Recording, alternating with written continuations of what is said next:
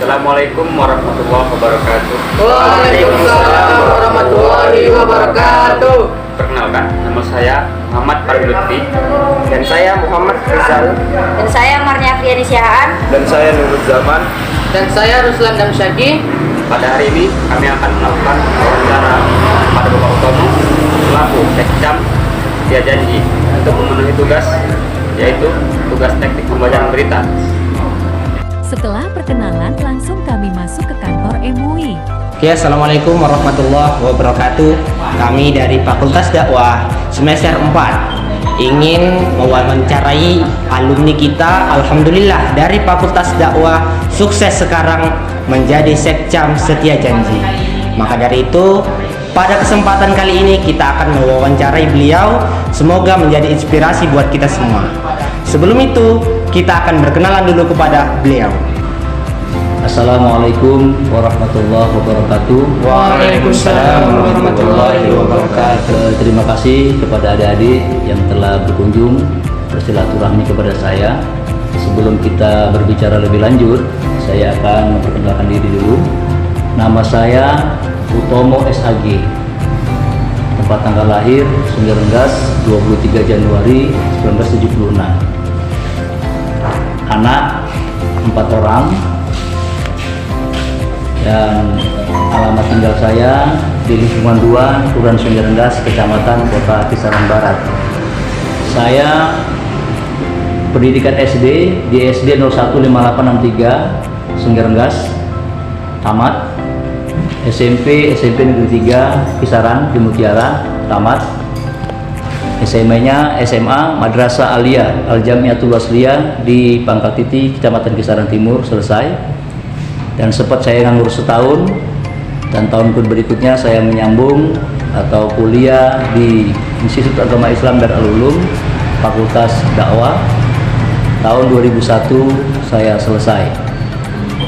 Mungkin untuk perkenalan awal seperti itu, dan selanjutnya status saya hari ini adalah sebagai ASN atau PNS yang bertugas diamanahkan oleh Bapak Bupati Asahan sebagai Sekretaris Kecamatan Setia Janji Kabupaten Asahan.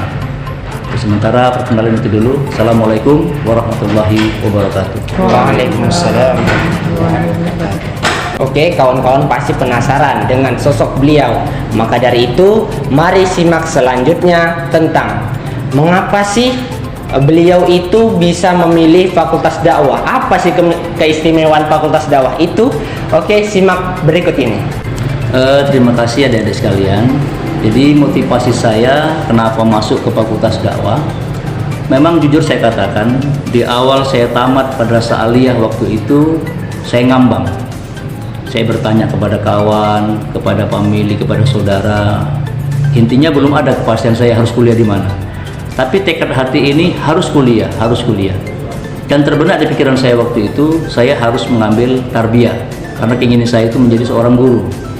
Akan tetapi begitu saya mendaftar, kapasitas untuk tarbiyah waktu itu melebihi kapasitas, sehingga saya ditawarkan oleh Ibu almarhumah Lina waktu itu sebagai KTU-nya. Dia tanya sama saya, kalau kamu dari SMP langsung kamu Aliyah jurusan IPA, sepertinya kurang nyambung kalau di tarbiyah. Nah, dengan sugesti beliau dan saya berpikir kembali, karena memang pengalaman saya di bidang bahasa Arab juga kurang, artinya saya putuskanlah ke Fakultas Dakwah. Kenapa saya Fakultas Dakwah? Saya baca juga referensi, saya termotivasi oleh ayat Al-Quran. Saya surahnya itu ayat keberapa lupa, tapi yang jelasnya ada ayat mengatakan Bismillahirrahmanirrahim, wal takum minkum ummatu yad'una ilal khair wa ya'muruna bil ma'ruf wa yanhauna 'anil munkar. Di situ dikatakan, hendaklah ada sekelompok di antara kamu yang menyeru kepada kebaikan dan mencegah kepada kemungkaran. Nah, dan dari situlah saya termotivasi, ternyata mulia. Kalau betul-betul kita ikhlas lahir batin menjadi seorang dai itu, insya Allah kita mulia. Karena apa? Kita mengajak kebaikan untuk kebahagiaan dunia dan akhirat. Itulah motivasi awal saya. Sehingga saya belajar sampai selesai. Akhirnya ya dengan kekuasaan Allah Subhanahu wa taala, saya masuk honor di pemerintah Kabupaten Asahan waktu itu tahun 2003. Di tahun 2003 itu sebenarnya saya sudah sarjana, tapi waktu itu tidak ada kriteria masuk S1 itu jadi honor, tapi makanya SMA ijazah saya, ijazah aliyah saya masukkan. Begitu tahun 2003 saya masukkan ijazah aliyah SMA, bekerjalah saya mulai dari Satpol PP, Dinas Pendidikan, kantor bupati di bagian Kesra, dan akhirnya di tahun 2010 ada kebijakan pemerintah, ada pengangkatan honor menjadi PNS, yaitu golongan K1. Disitulah saya terangkat menjadi PNS di 2010 golongan 2A waktu itu. Lantas begitu saya konfirmasikan dengan pihak BKD, dan waktu itu aturan masih membolehkan kita selama 2 tahun saya menjadi CPNS tahun dan masuk ke PNS 2012, saya ujian dinas penyesuaian di Batubara waktu itu, sehingga 2A langsung ke 3A. Disitulah sejarah awal saya meniti karir di pemerintahan. Begitu golongan 3A, saya langsung diamanakan di kantor lurah menjadi kasih ekbang. Langsung berikutnya langsung 2 tahun kemudian, saya tahunnya agak begitu lupa. Masuk saya di kantor bupati sebagai kasubag pelayanan sosial. Setahun kemudian kasubag agama, dan saya juga di tahun 2018 diamanakan menjadi kepala UPT pelayanan sosial keagamaan, yaitu mengelola Masjid Agung. Di situ operasional Masjid Agung dan pembinaan tahfizul Quran kita laksanakan selama 3 tahun. Tepatnya di tahun 2021, karena nomenklatur UPT itu harus dihapuskan, saya diamanahkan oleh Pak Bupati hingga sekarang menjadi sekretaris kecamatan di Setiajanji. Jadi alhamdulillah itu karir saya. Tapi di samping itu juga saya berkecimpung di ormas-ormas Islam, seperti saya di Al-Wasliyah, saya juga di Dewan Dakwah. Artinya apa? Agar supaya ilmu yang saya dapatkan di pendidikan tidak luntur dengan adanya kegiatan-kegiatan keseharian saya. Nah, jadi artinya alhamdulillah hari ini sinergisitas antara pekerjaan dengan dakwah masih terus berjalan. Dan hari ini juga ada jadwal saya menjadi khotib di beberapa masjid yang ada di Kecamatan Setiajanji, bahkan di tempat lain ya. Nah, itulah sementara. Jadi motivasi itu, jadi akibat daripada motivasi dan kita belajar dari beberapa kawan dan pengalaman, ya alhamdulillah kalau kita betul-betul menegakkan kalimat Allah, menolong agama Allah, Allah akan tolong. Intan surullaha yansurkum wasabbit aqdamakum. Kalau kamu tolong agama Allah, niscaya Allah akan tolong kamu baik dunia maupun di akhirat. Itu saya sudah rasakan, sehingga memotivasi kepada kita semua, jangan kita merasa minder, jangan kita merasa kecil hati. Walaupun ini tidak favorit yang namanya fakultas dakwah, tapi yakinlah Allah sudah punya yang namanya jalan kita masing-masing. Selagi kita pegang teguh, ikhlas lahir batin untuk mendakwakan agama Allah Subhanahu wa taala ini. Saya pikir itu sementara dari saya. Jadi begini Pak, sama-sama kita ketahui bahwasannya fakultas dakwah ini sangat sedikit atau minim gitu untuk peluang prospek kerjanya. Jadi saya dan juga teman-teman ingin bertanya gitu, bagaimana Bapak bisa termotivasi itu padahal prospek kerjanya itu minim gitu Pak? Terima kasih. Memang jujur saya katakan, di awal tadi sudah saya sampaikan, niat hati itu sebenarnya mau jadi guru. Karena apa? Terus terang ya, mindset kita ini masih berpikir orientasi ke depan itu kalau guru kan bisa jadi PNS. Nah, ternyata memang waktu itu memang saya tidak berpikir sampai ke sana. Begitu saya menjadi seorang PNS, saya pertanyakan dengan BKD, menyalahi nggak dengan aturan yang ada? Ternyata tidak. Ternyata sekarang ini fakultas dakwah ya bisa masuk di pemerintahan daerah. Alhamdulillah. Bisa masuk di pemerintahan. Jadi artinya orang yang mengatakan jangan masuk ke fakultas dakwah, SAG, macam-macam lah, sarjana alam gaib dan sebagainya. Ternyata ya bukti saya sendiri bisa diterima di pemerintah Asahan. Ya tidak kalah dengan yang lain-lain, STPD dan sebagainya, gitu kan. Nah, artinya ternyata pemerintah sudah memberikan peluang atau ruang kepada kita, orang yang tamatan dari sarjana agama, terutama fakultas dakwah itu bisa masuk ke pemerintahan di birokrasi. Nah, itu saja. Nah, jadi kalau memang saya tidak bisa kan harus dekat sebelum nanti ternyata ini bisa. Nah, sampai hari ini ya alhamdulillah golongan saya udah 3D dan tidak ada persoalan dari pemerintahan kita ini untuk menempatkan posisi saya di birokrasi. Yang kedua, ya sebenarnya tugas mulia. Memang sih kalau kita kaji secara duniawinya sangat terbatas peluang kerja itu.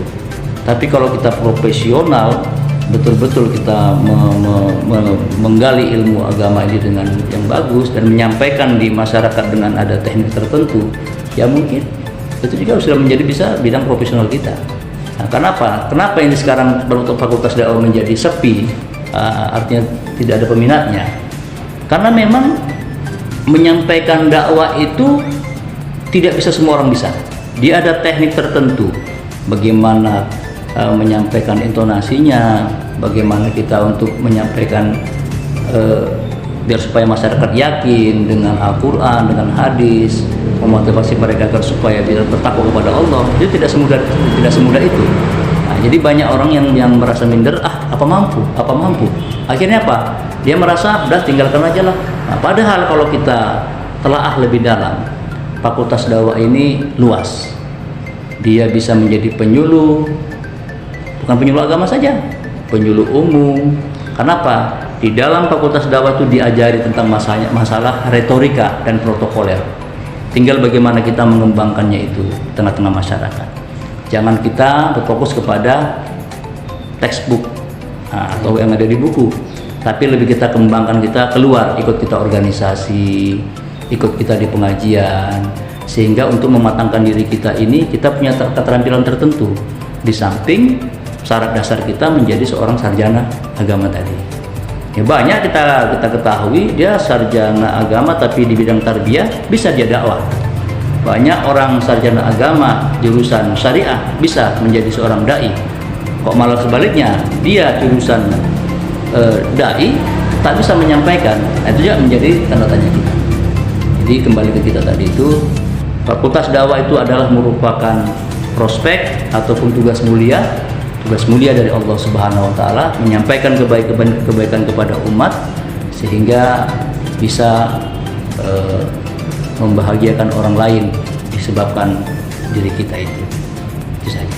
Jadi barangkali kalau untuk masalah kenapa kok bisa jadi PNS dan sebagainya, saya juga kalau ditanya itu agak bingung. Itulah ternyata jalan Allah Subhanahu wa taala memberi kebaikan kepada saya secara pribadi. Banyak juga rekan-rekan yang lain seperti Pak Dahmul Daulay yang mendaftar ke Kemenak, sekarang menjadi kepala urusan agama kantor keuangan. Memang jurusannya.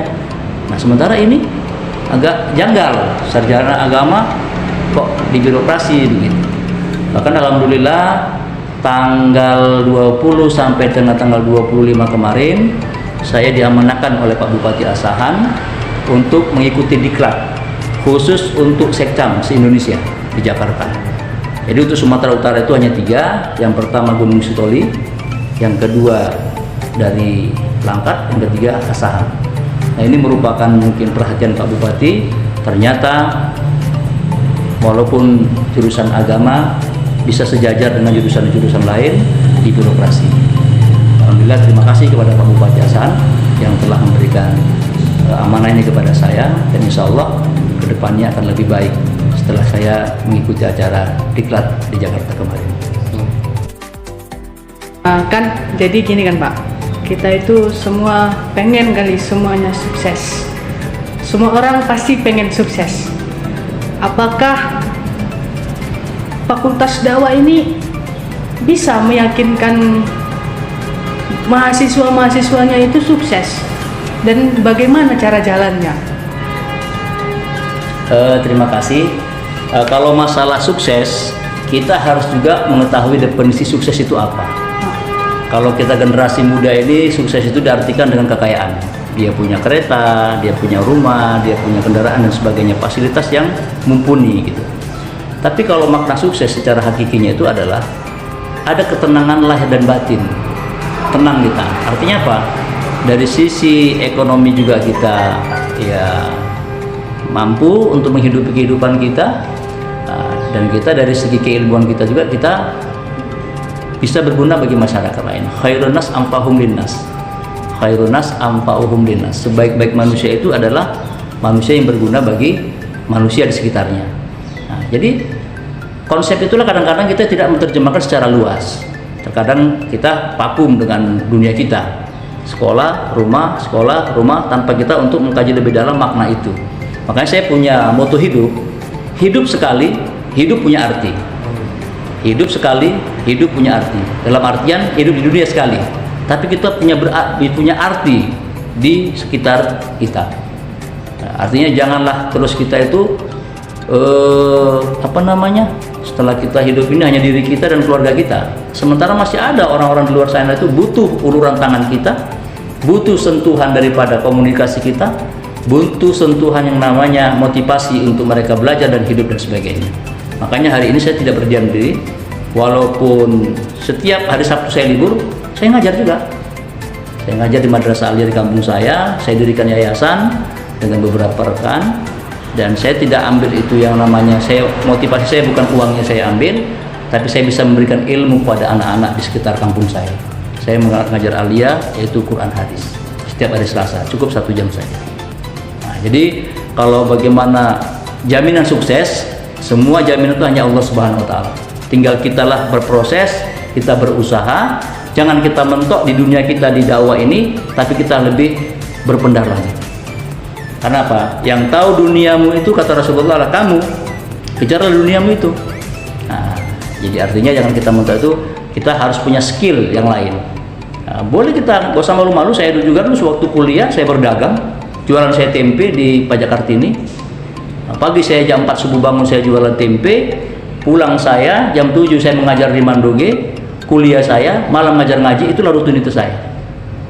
Nah, ternyata Allah bilang, saya tetap yakin itu. Intam surullaha yansurkum wasabbit aqdamakum. Kalau kamu tolong agama Allah, Allah akan tolong kamu.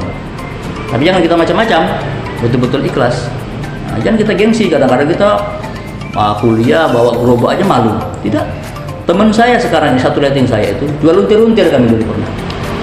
Namanya Muhammad Iqbal. Sekarang dia menjadi hakim di Pengadilan Agama Padang Sidempuan. Jual untir-untir. Sampai ke Arjoman, sampai ke Tanjung Balai, nggak malu, sore kuliah.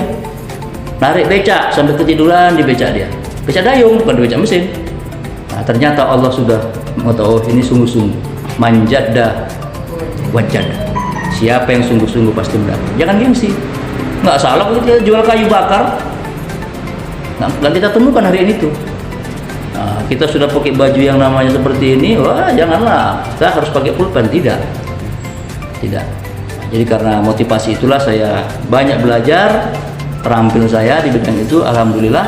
Ternyata sampai akhir usia saya 45 tahun ini, rupanya Allah kasih sebagai ASN dan bisa alhamdulillah menghidupi keluarga. Jadi kalau masalah sukses itu, ya artinya kita lihat substansinya itu apa. Nah, kalau sukses secara duniawi ya usaha kita. Kenapa pintu usaha, pintu rezeki itu kata Rasulullah itu kebanyakan dari usaha atau berbisnis, ya. Itulah motivasinya. Alhamdulillah, sama-sama kita ketahui ya kan Pak, Bapak adalah salah satu alumni Fakultas Dakwah yang alhamdulillah sukses sampai detik ini karena Allah Ta'ala dan juga karena kerja keras Bapak. Jadi kami meminta motivasi untuk kita Fakultas Dakwah dan juga umumnya kepada seluruh pemirsa yang melihat wawancara kami ataupun berita yang kami tayangkan, kiranya Bapak bisa menjelaskan kepada kami motivasi bagi kami, apa-apa saja yang harus kami perbuat untuk bisa bermanfaat bagi bangsa dan negara. Terima kasih. Sebagai motivasi saya sebagai alumni Fakultas Dakwah pada kita semua, bagaimana trik-trik agar kita menjadi orang yang sukses. Yang pertama, kita harus melihat bahwa silaturahmi itu merupakan faktor terpenting bagi kita. Silaturahmi, ikhlas bekerja, ikhlas beramal, itu menjadi motivasi diri kita. Kenapa? Kita hidup ini tidak terlepas dari orang lain. dan orang lain akan melihat kita. Ikhlas atau tidak itu adanya di hati masing-masing. Begitu kita diamanahkan sesuatu hal untuk kebaikan atau hal apapun, kita kerjakan semaksimal mungkin tanpa pamrih. Itu yang saya lakukan, sehingga orang menilai saya kerjanya maksimal, keikhlasannya cukup, sehingga orang itu tidak segan-segan untuk menolong kita pada hal apapun dia. Jadi jadikanlah sebagai ini motivasi. Dan fakultas dakwah ini, kalaupun kita punya predikat, itu hanya sebagai tercatat dalam sebuah sertifikat, tapi tingkatkan keterampilan kita, daya asah, asih dan asuh kita. Karena apa? Tanpa keterampilan kita nanti akan menjadi orang-orang yang jumud dalam satu disiplin ilmu. Makanya beraktivitaslah adik-adik sekalian, silaturahmilah dalam segala hal untuk kebaikan, agar supaya kita terampil di bidang apapun juga. Sukses kepada Fakultas Dakwah. Mudah-mudahan adik-adik semuanya dapatkan rahmat dari Allah Subhanahu wa taala dan bisa menjadi orang yang diperhitungkan untuk masa-masa yang akan datang.